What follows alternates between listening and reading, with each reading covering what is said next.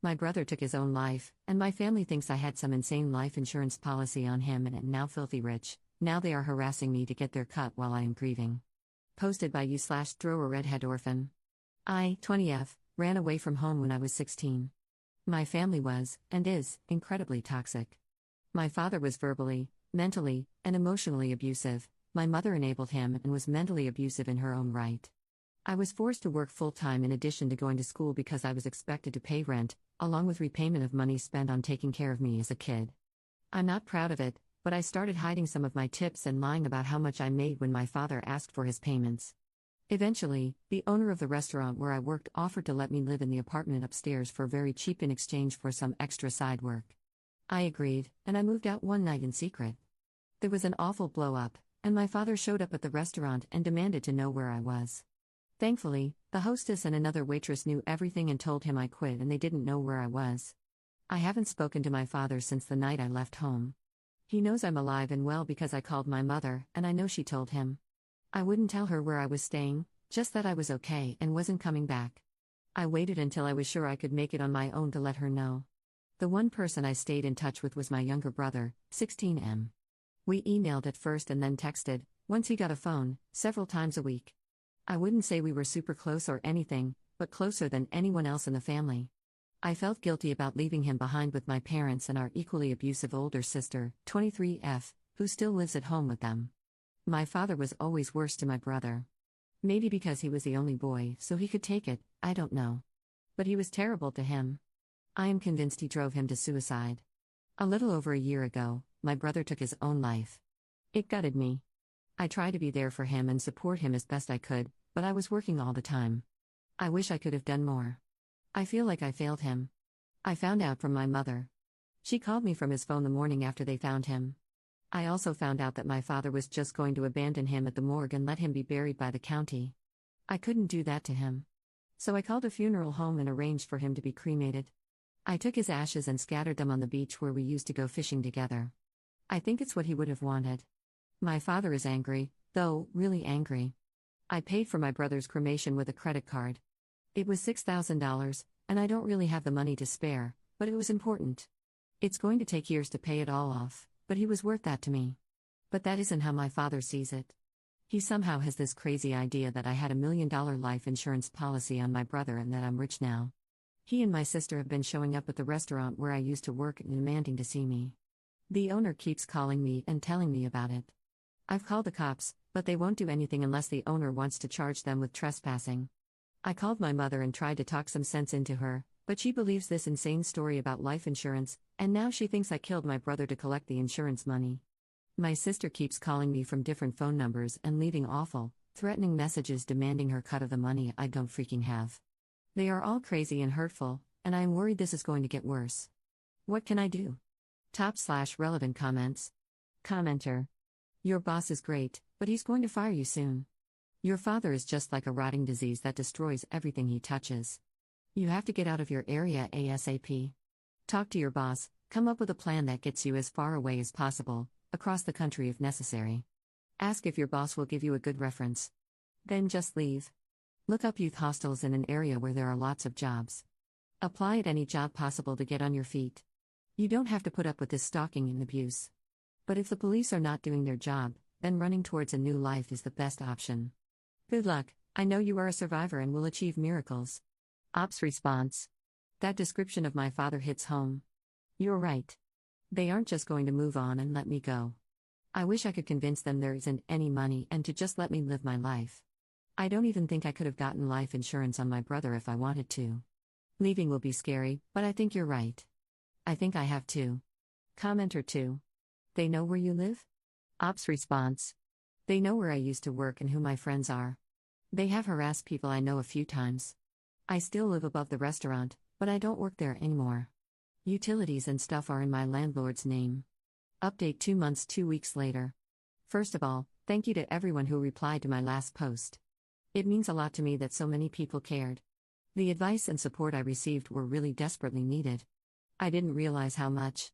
Honestly, when I posted, I was hoping for some kind of magic answer that would get my unreasonable family to just listen to me. What I got was much more. I guess I couldn't see just how blind I was to certain people in my life, my mother especially. I always labeled her, in my head, as the good parent. She and I always had a somewhat okay relationship, even if she let my father do all kinds of awful things. Even after she started accusing me of killing my brother for money, I kept hoping she would snap out of it if I could just convince her of how life insurance works. But a lot of the comments made me realize she really is an enabler herself, and that I really did need to cut ties and move on. That was so hard for me.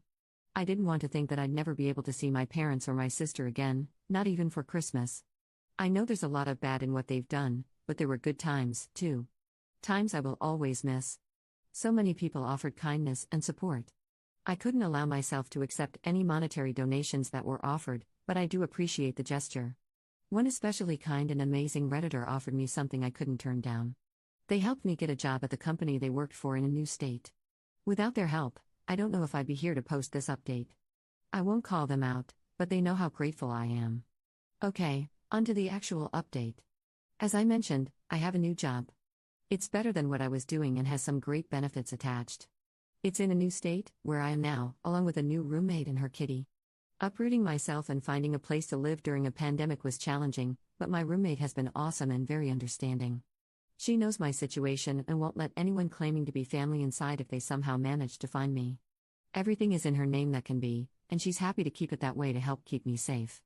I figured things out with my new employer, who allowed me to do almost everything related to interviewing and screening online, so I knew I'd have a job waiting for me. I also found my new roommate online, and we FaceTimed a bunch so we knew we'd get along when I got there. She even picked me up and helped me get settled. When I told my landlord and former boss I'd be leaving for good, she was sad but happy for me. She waived my last month's rent and even gave me a Christmas card with some cash in it to help me start my new life. But it wasn't all good. I made a mistake, and I know a lot of you warned me about it. I could not leave without saying goodbye.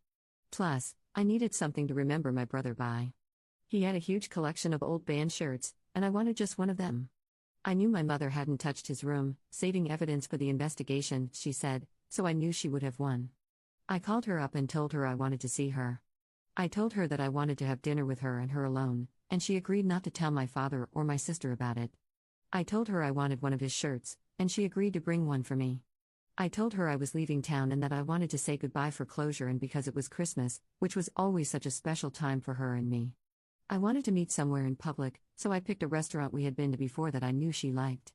I got there early and watched her come in so I knew she was really alone before she sat down. We had a really nice meal together.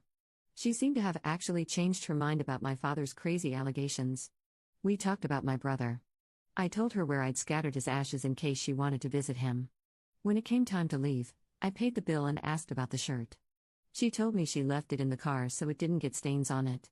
She had been so nice and friendly during dinner that I trusted her. I went with her to the parking lot to get my brother's shirt out of the car. My father was waiting there for us. And he had a gun. As soon as I saw him, I screamed as loud as I could and ran. I went back inside the restaurant and yelled that there was a man after me and he had a gun. He barged in, screaming, and I ran off into the bathroom and locked myself in. I called the police and waited in there with the dispatcher on the phone until they came and got him. I pressed charges, and so did the restaurant. My mother lied about the shirt. I should have known she would.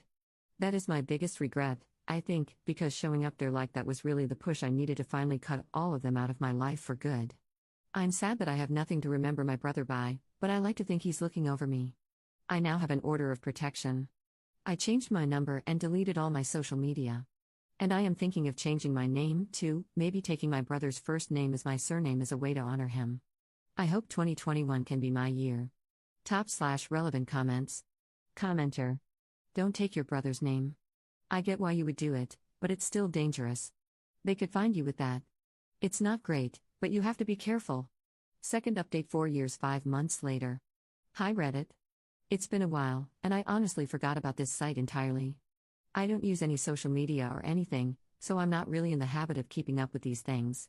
But Reddit sent an email about a privacy update and reminded me about it, so I thought I would share an update in case anyone still cares.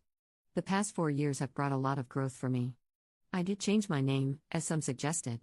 I didn't end up taking my brother's name out of fear of linking me to my former family and making it easier for them to find me. I did want a connection, though, so I took the fairly common, Last name of his favorite singer is my last name and a first name I've always loved and wanted to name a daughter someday.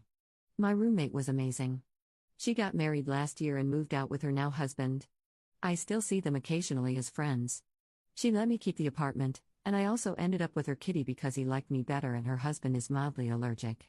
So we're besties now, facing the world together. I ended up leaving the job that kind Redditor helped set me up with after 2 years. I found a much better role closer to the apartment. It pays better, and I can walk to work. I'd call it a win. I know everyone is wondering if there has been more family drama, but luckily there hasn't really. I haven't heard from any of them since I left.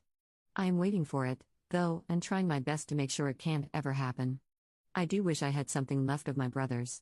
He'd be 20 now, the same age I was when all of this went down. It still hurts to know he won't ever be 20, or 30, or anything else. I wish I had kept a piece of him or maybe had some of his ashes made into a necklace or something just to have him with me. Everything happened so fast, and I never thought I'd end up leaving home, so I always thought I'd just be able to go visit our beach if I wanted to talk to him at all. But I guess that's the trade-off. I don't date at all. I really keep pretty much to myself, at least for now. I don't think I can trust people enough to get close. I'm in therapy, and it's helping. Things are honestly pretty good right now. I just wanted everyone who wondered to know that. So many kind people offered support and advice and opened my eyes to realities I wasn't ready to recognize. I might not be here if not for them, especially the person who put me in touch with resources and helped me find a new job. I owe my new life to them, so thank you.